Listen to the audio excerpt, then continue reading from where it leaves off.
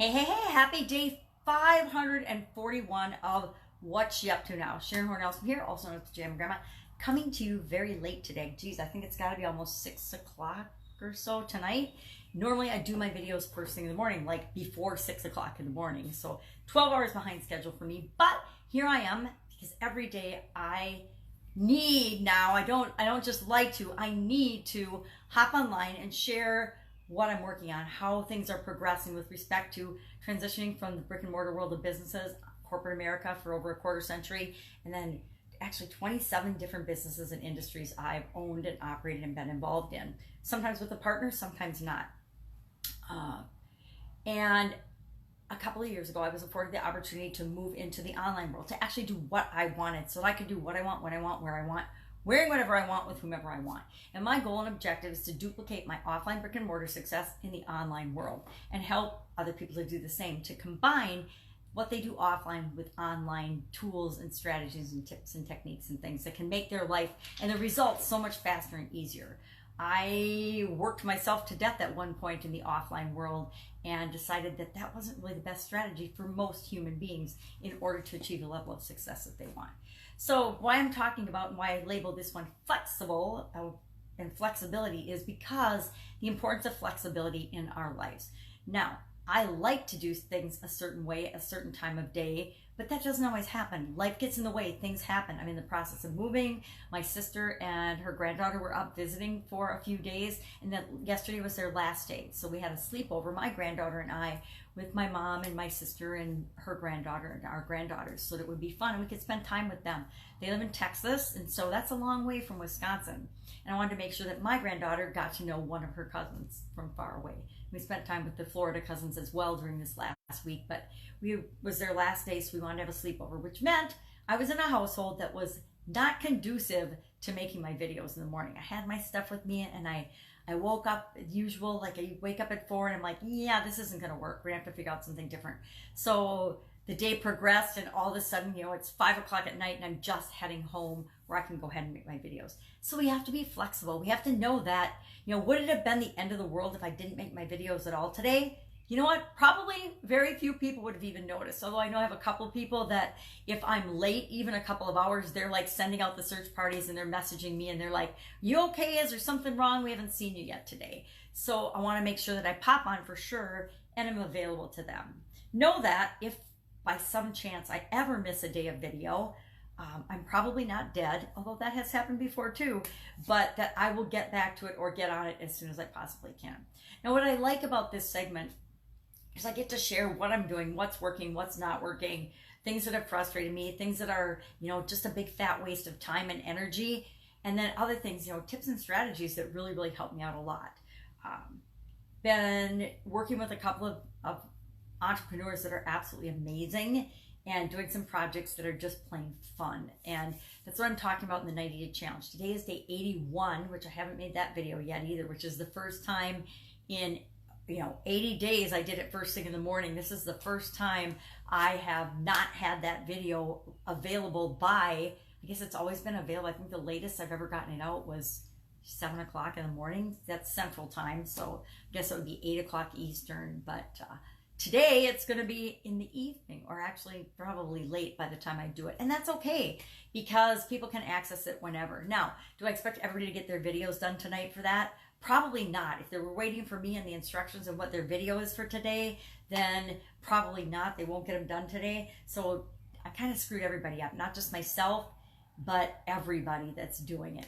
And do I feel a little guilty? Yes, but we have to be flexible. We have to understand that, especially in something like a 90-day push or a 90-day challenge, we have to be flexible because things are going to change all the time.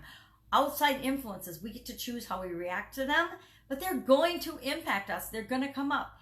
And we have to be easy enough with ourselves and flexible enough with ourselves to take advantage of opportunities and things that do come up. It is more important to me to spend time with my sister who lives in Texas and I see maybe every 2 years now, if I'm lucky, than to make sure I get my videos done on time. Now, remember, on time is a deadline that I've created for myself. It's not a deadline that I've committed to or communicated to anyone else. It's in my mind, this is when I want to have this done. Really, the commitment that I've set is the 90-day challenge, you'll have a challenge every day. I didn't say you'd have a challenge every morning by 6 o'clock in the morning. I said you'd have a challenge every day. So by the time we get to day 81, I would hope that if you like to do your videos first thing in the morning, you went ahead and you know enough that you could create your own live video without waiting for a specific instruction from me. Now, we're jumping into a whole way to get your influence on steroids. So this is a pretty exciting final 10 days of the challenge, or 9 days of the challenge. You know, I'm gonna have a bonus day, so it's 10 days of the challenge still.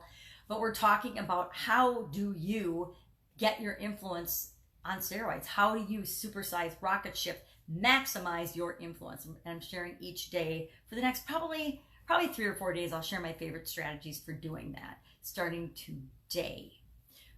Then I am doing a massive home move, and the ex-husband wanted it done yesterday. Well, it's not happening. My daughter and son-in-law have a lot of things here and there in Colorado for a week. So that actually helped to buy me a week of time to actually get more of my things in storage, taken care of, moved. And, you know, I think I admitted yesterday that I'm a hoarder and that I have way too much stuff that I just need to deal with and get rid of, which my children someday when I do die will be greatly appreciative of, because I took care of it and I didn't leave it for them to deal with, because that's just plain unfair. That is so unfair.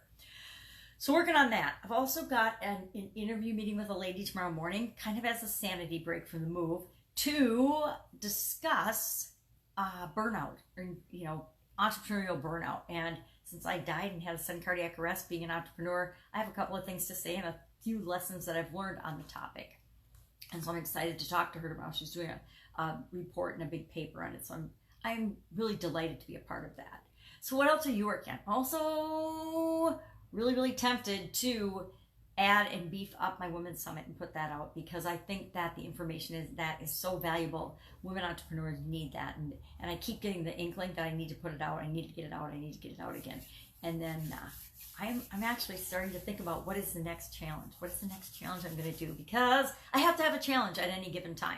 So will it be I would love you to weigh in on that. Share in the comments below. Is there something that you're having difficulty with that I could create a challenge around for you, and we could do a challenge to help not only you but other people to get the success that they want in a certain area of your life? Is it a health challenge? I'm going to tell you right now, I have let my health kind of slip and been having a hard time with this move physically. The packing and the moving and the lifting and the hauling and the hulking is super duper hard on me. Harder than it should be if I were actually doing what I always know I need to do to take care of myself. So maybe it could be a physical health challenge, or we could do a, you know, get more customers challenge. Customer challenges are always really popular. We could do, and then how long would you like to be? How many days are you willing to commit to getting the result you want for a challenge? 90 days, that's a big commitment for a lot of people. And I'll tell you what, if you can stick to something to 90 days, you are well on your way to achieving whatever it is that you want. Because most people, secret revealed, most people won't stick to anything for 5 days, for a 5-day challenge, much less a 90-day challenge. If you stick to something for 5 days, it's pretty easy to say, oh, I did that for 5 days. I can go another 5 days. And now you're up to 10 days. And then once you're up to 10 days, you're like, geez, I'm almost halfway there to a new habit, 21 days. Now, I don't really buy into or believe the whole it takes 21 days to form a new habit thing. I think that's something that somebody made up and everybody else just regurgitated it until it became, oh, it takes 21 days to form a new habit. I don't believe that. I think it's different for each of us.